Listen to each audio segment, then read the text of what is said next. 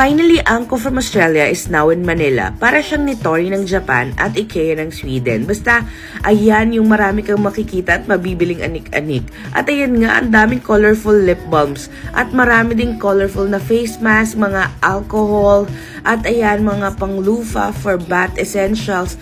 Ang dami, different colors. Marami din yan, mga bath essential shampoo, bath bombs, at ayan mga colorful headbands, headgear, basta gamit sa bath. Ang affordable din niya. Marami ding mga kids makeup. Tingnan nyo naman, very colorful and safe daw to for kids. Diba? Ang cute, nalula talaga ako. Syempre kung may pang kids, meron ding cruelty-free makeup for adults. Grabe, ang dami talaga. Nalula na ako, hindi ko na alam kung anong pipiliin ko. At mind you, very affordable. Hino-hoard nga yung ibang mga malalaking makeup na mga eyeshadow. Ito